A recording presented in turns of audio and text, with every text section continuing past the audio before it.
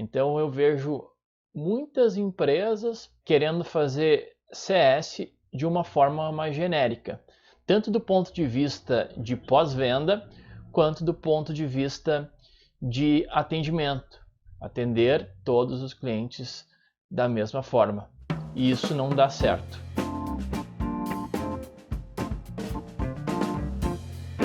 Hoje nós vamos falar de um problema que eu vejo com uma certa frequência. Muitas empresas que já implantaram uma estratégia de CS, assim como empresas que estão começando a desenvolver uma estratégia de CS, olhar para sua base, até aí tá tudo bem, e querer fazer pós-venda. Tá tudo certo. Desde que essa pós-venda, né, a venda desse produto ou serviço complementar, seja feita para quem tem uma dor, para quem tem uma dor específica. Então você vai lá e oferece o remédio correto para passar essa dor. Mas o que eu vejo é que a maior parte das empresas não tentam entender essa dor, ou melhor, não tentam dividir por níveis de dores, vamos supor, porque para algum tipo de dor é um tipo de remédio, para outro tipo de dor é outro tipo de remédio. Então eu vejo muitas empresas querendo fazer CS de uma forma mais genérica, tanto do ponto de vista de pós-venda, quanto do ponto de vista de atendimento, atender todos os clientes da mesma forma. E isso não dá certo. Para trazer contexto, eu vou chamar o Daniel. Ele tem vários negócios e hoje o Daniel está inaugurando esse salão de beleza aqui, num novo bairro, é um salão mais moderno, enfim. E ele convidou, lógico, todos os clientes dele para a festa de inauguração. E eu vou falar de alguns dos clientes do salão. Por exemplo, a Laura. Essa menina aqui, ela é uma criança e ela utiliza o serviço do salão apenas cortar o cabelo. E lógico, é uma criança, então tem alguns aspectos que precisam ser considerados, como por exemplo, a cadeira deve ser adaptada, deve ser uma cadeira menor. Um outro ponto importante aqui é que o profissional que atende ela, que corta o cabelo dela, ele tem que ser alguém que tenha uma paciência um pouco maior, tem que saber lidar com criança, tem que ter um cuidado maior. Então, o profissional, para a Laura, tem que ser diferente. Esse é um ponto. Outra pessoa que eu vou trazer contexto aqui é o João. Vocês não conseguem ver aqui por causa do boné, mas ele é careca. E, além disso, não tem barba. Então, o João vai no salão principalmente para comprar o tônico que ele passa na cabeça. Agora eu vou apresentar o Fábio. O Fábio também é careca, só que o Fábio faz a barba no salão. Então ele utiliza o serviço do barbeiro, que não deve ser a mesma pessoa que atende, que corta o cabelo da Laura, por exemplo. Aí chegamos no Roberto.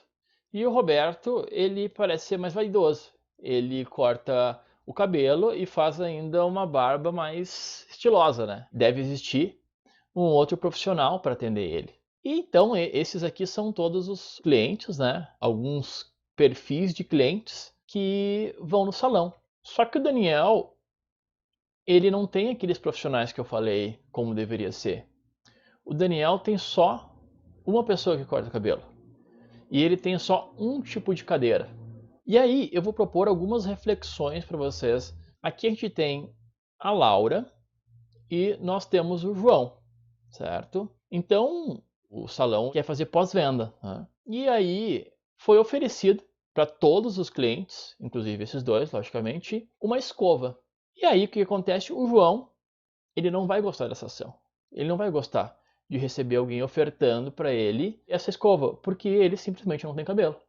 Então ele pode até, inclusive, ficar ofendido com essa situação.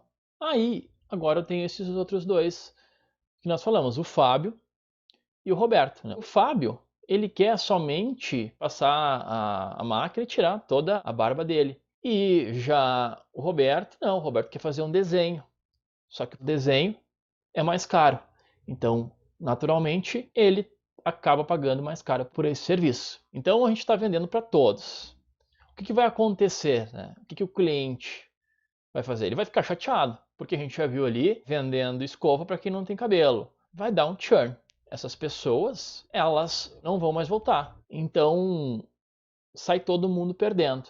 Não só o cliente, mas a empresa vai ter prejuízo, lógico, né? E aí, além de ter prejuízo, antes disso, a empresa não vai ter crescimento, porque ela não está oferecendo o remédio para a dor correta, a partir do momento que eu ofereço uma escova de cabelo para quem não tem cabelo. Levem isso como uma analogia, e isso acontece mais do que vocês imaginam. Então isso é um ponto bem complicado e bem pouco desenvolvido.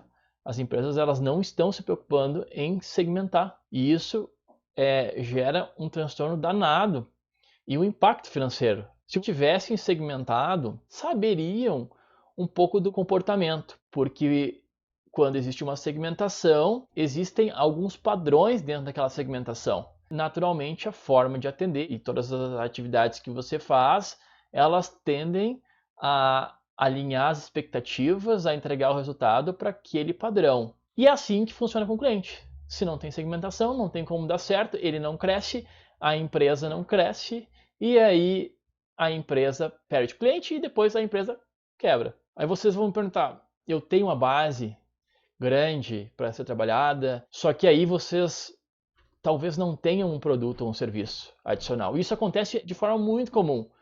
As empresas elas têm a base e tudo mais, mas elas não têm um produto para oferecer para essa base. Então, o que eu sugiro para vocês?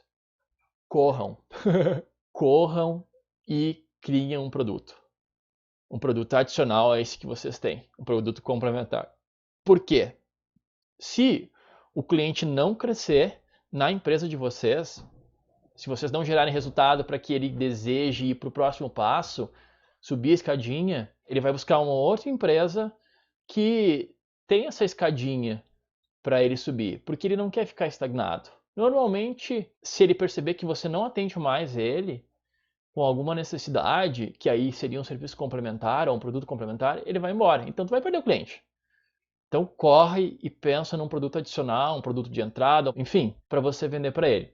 E, naturalmente, se você não tem, antes de você perder o cliente, a tua empresa não vai crescer, vai ficar sempre linear. Porque, por mais que seja um serviço de assinaturas, o cliente vai sempre pagar o mesmo valor. E a sua empresa pode crescer de duas formas, lembrando. Ela pode crescer quando existe a renovação de um contrato, todo mês uma assinatura, né? Aí renova o contrato, cresce. Né, quando você vai vendendo serviços complementares ao longo da jornada do cliente na sua empresa. Tá, mas aí eu já ouvi muito essa frase. Meus clientes são todos iguais, mas isso nunca foi verdade, do ponto de vista de base de clientes, né? A gente tem aí, por exemplo, cartões de crédito, né? Cartões de crédito segmentam. Se tu tem uma determinada anuidade, tu tem determinados benefícios. Então aí já é uma forma de segmentar, né? Eles fazem isso porque é melhor para a empresa e é melhor para o cliente, logicamente. Se você insistir que teus clientes são todos iguais, vai dar churn. Churn é questão de tempo. Conforme os exemplos que eu já falei antes, as pessoas não vão crescer, elas vão buscar outra empresa, ou você vai até deixar elas constrangidas, muitas vezes, e as pessoas vão embora, porque além de tudo, além de você estar tratando todo mundo da mesma forma, essas pessoas que estão ali, elas têm uma tendência, a maior parte delas tem uma tendência natural de cancelar em algum momento, porque boa parte das empresas ainda não tem o ICP definido, o perfil ideal de cliente. Então, naturalmente, vem um monte de cliente que já não são do perfil da tua empresa e aí ainda tu não vai olhar com maior carinho para eles, tentar entender melhor qual é o melhor serviço ou produto para oferecer para eles, ou o melhor atendimento para oferecer para eles. Isso vai dar errado, porque já deu errado no ICP, porque tu não tem ICP, ou porque tu começou o ICP, então o perfil ele não está tão calibrado, e aí ainda trata todos da mesma forma. Então isso só vai dar errado, é questão de tempo. E aí, lógico, a solução para isso, né, é segmentar. Uma vez entendendo todo esse cenário, oferecer o produto certo para a pessoa certa. E aí o que acontece? Eu vou ter aquela tríade que é o meu conceito de CS, que é resultado positivo, satisfação percebida e relacionamento aquecido. Então, o sucesso do cliente não é só uma, duas, três coisas, é um monte de coisas que precisam ser feitas. Mas lembrem, sejam melhores 1% hoje. Não precisa fazer tudo de uma vez, mas se vocês não segmentaram a base de vocês, vocês têm que começar a segmentar ela. E se vocês já segmentam, vocês podem criar mais algum tipo de segmentação olhando para baixo, tenho certeza disso. Qual é o melhor modelo, o modelo ideal de segmentação para minha empresa? Qual que eu devo usar? Qual é a fórmula mágica? Eu não sei. Na verdade, não existe a fórmula mágica, porque cada empresa é um corpo humano. Mas eu sei dizer para vocês quais as mais utilizadas. Esse é um estudo, um benchmark de CS da Sales Hackers e da Sense Data. E nesse estudo, o principal modelo é a segmentação através do MRR do cliente. 39% das empresas que participaram dessa pesquisa, dos times de CS, colocaram que segmentam os seus clientes através do MRR de clientes. Depois tem uma série de outros tipos de segmentação, que vai desde questões geográficas, demográficas, perfil de cliente potencial, modelo de negócio, nicho, enfim. Então, tem uma série de tipos de segmentação que você pode usar, por exemplo, várias delas ao mesmo tempo. Se você não tem nenhuma segmentação, comece por uma, pensem no 1% melhor a cada dia.